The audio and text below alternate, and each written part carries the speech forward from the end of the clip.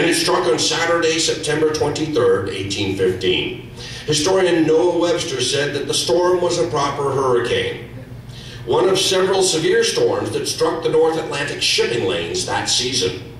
We know that this hurricane struck Long Island near Center Moriches, just like the hurricane of '38, and that Montauk Point Lighthouse was heavily damaged. East River wharves in New York were underwater by 10 o'clock in the morning by 3 feet. And we know that the eye passed to the east of Hartford and Springfield. So those are the two major hurricanes that struck prior to '38. In fact, the Great September Gale of 1815 saw 6.5 inches of rain over 2 days at New Haven at Yale University. The Hampshire Gazette reported it as a tornado of wind and rain. And the New Haven Register said that it drifted several hogshead of rum and molasses from the wharf. Whenever you lost alcohol in those days, it was a very bad day. Eastern Connecticut, all of Rhode Island, and east central Massachusetts were raked. The rain had a salty flavor to it, and houses and trees had a white hue from the ocean froth. Now, we do know that this whipped 90-foot sprays from the Charles River. This could be the first instance of a waterspout seen by Anglo-Saxon settlers in New England. You look at major 20th century hurricanes. The blue track shows you the Great Hurricane of 1938, okay? And they didn't start naming hurricanes, incidentally, until the 1950s. In 1944, the yellow track shows you the Great Atlantic Hurricane. And then this is Carol, 1954. She goes right up the coast and right up the Connecticut River Valley. But do you see the nexus of all these great hurricanes? They all go right up the Connecticut River Valley, as did the Great September Gale of 1815 and the Great Colonial Hurricane. And before I move on, I just want to salute my friend Hurricane Earl that almost hit us this past September. My wife laughed at me, my sisters laughed at me when I was very scared when this hurricane was moving up the coast, because I had rented a house in Situate, which was just destroyed, unfortunately, a few weeks ago by a storm, right on the water. So I was very fearful, but Hurricane Earl has brought back focus on hurricanes and the potential for a hurricane strike in New England, which I think is good. So if you look at this hurricane, it just began off the west coast of Africa, tacked to the west, somewhat southwest, and then it moved north and it raced up the Atlantic coast. This was known as an extratropical cyclone, which means this hurricane, as it collapsed over New England, as the eye wall diminished, the duration was prolonged, and the rainfall, although it wasn't as intense, it stayed over the area for several days. So we track the hurricane here. It began at about 8:30 in the morning on September 18th. The next day, it only tracked a little bit to the northwest. Then on the 20th, 2 days after its birth, it's directly due east of Miami. And then the following day, the 21st, at 8:30 in the morning, it's off Cape Hatteras, and it hits New York by 3:30 that afternoon.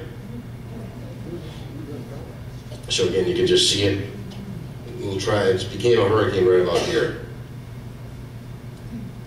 So it was our Category 1 on September 13th, after being a tropical storm. It goes to Category 2 the next day. By September 17th, it's a Category 4. It's a monster storm as it lays off the Caribbean islands as a Category 5.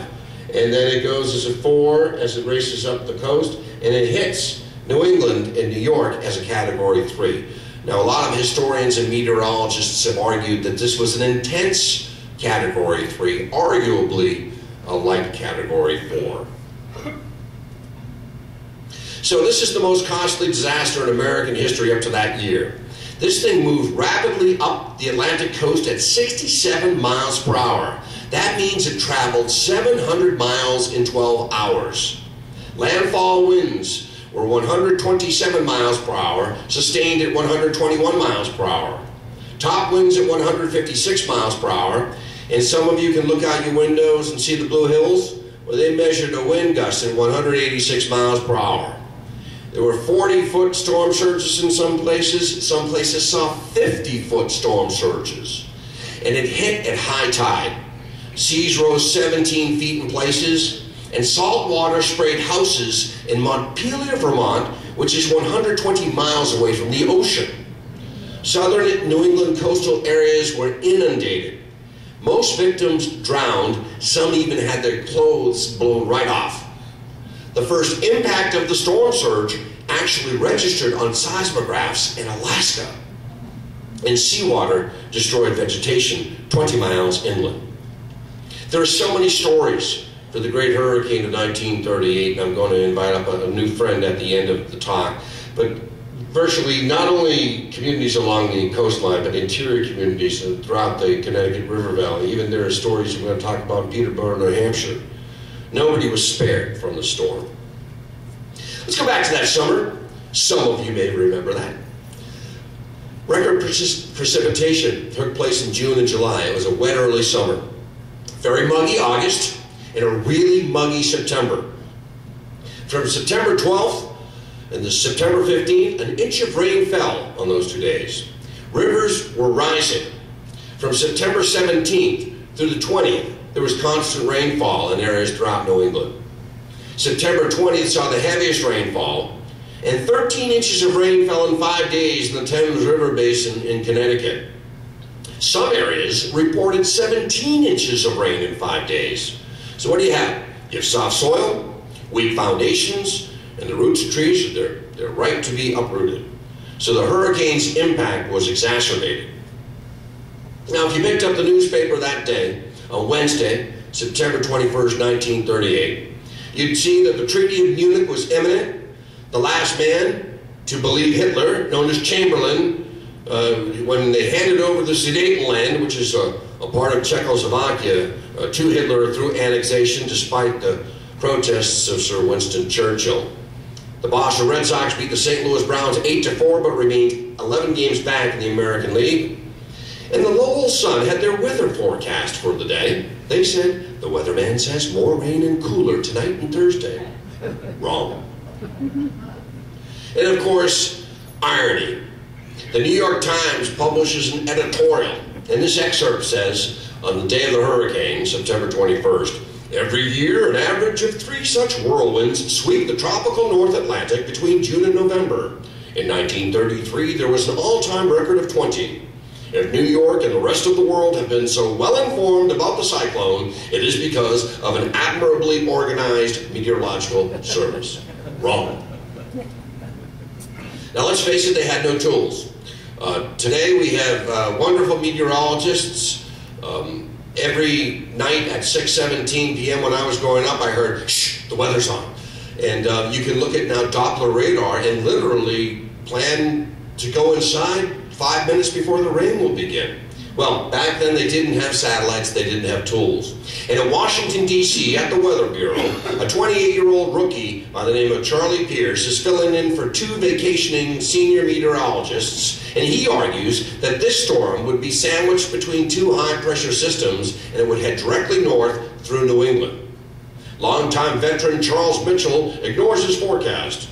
No hurricane has hit New Jersey during my tenure, and this current storm is weakening. Now what you have here is a barometric nosedive. On board the ship, the RMS Corinthia, they have a reading of 27.85. This is the lowest recorded air pressure in the history of the North Atlantic. And it's off the coast of Virginia early in the morning of September 21st. On Fire Island, within 2 hours, the barometer went from a low reading of 29.78 to an inconceivable low of 27.43 on the 21st of September. And of course, one of my favorite stories. On September 21st, a man on West Hampton Beach thought that his new barometer was broken when it measured 28. While he was at the post office returning it, his house was blown away.